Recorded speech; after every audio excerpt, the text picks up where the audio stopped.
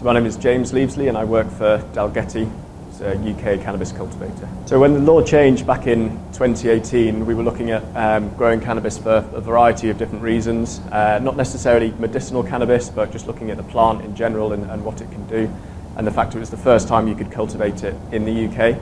And the more research that we did, we looked across markets throughout the world, in Canada and Israel and other places that were leading the research, and actually found the incredible properties that the medical cannabis flower holds. Dalgety were founded 5 years ago, and it's taken us 4.5 years to actually get to a point that we're fully licensed by the medical regulator and the Home Office to cultivate medical cannabis in the UK. And we're the only one with a license that can have an API product as the dried flower available for prescription in the UK.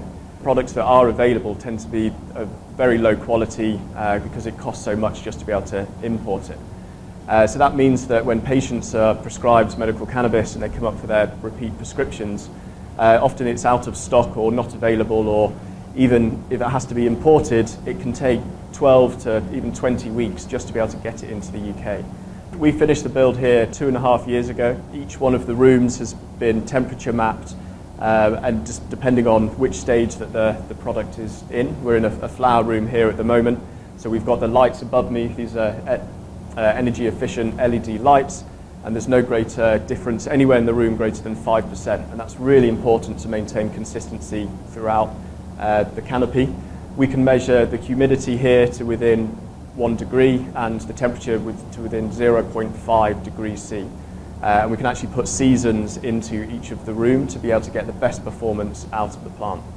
The facility that we've got here, we can't obviously give away any of the location or details, but it's incredibly high security. We've got ex-military personnel here 24/7, a series of access control points and over 150 CCTV cameras monitoring every corner here, which is incredibly important for security on the Home Office requirements to grow a product like this in the UK. There are actually over 1,300 different types of alarms that can go off in a facility like this, and that can be, you leave the door open for longer than 7 seconds, or if the humidity drops slightly out of spec, then the computer automatically picks up and corrects itself, but we have an alarm that notifies any of the growers that they might need to respond or monitor.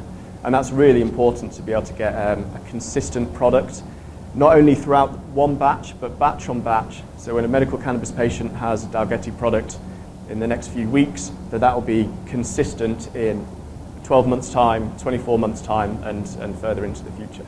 And the benefit of having all of the licenses in-house is it means that as soon as we finish processing and manufacturing the medicine in its final form, we can then send it straight to our distributor. And when it's finished our processing and has all the quality tests, within a month's time, it can be within a patient's hand. This is vastly different to all of the products being imported at the moment. They can often take 12 weeks just to get an import permit from the MHRA, and then to go through all the various customs and clearances can often take another 12 weeks on top of that. We, being located in the UK, can cut out all of that supply chain complexity and issues, and we can get it straight to the patient that has a prescription in under a month's time. I'm Brady Green, and I'm the head grower for Dalgety Medical Cannabis.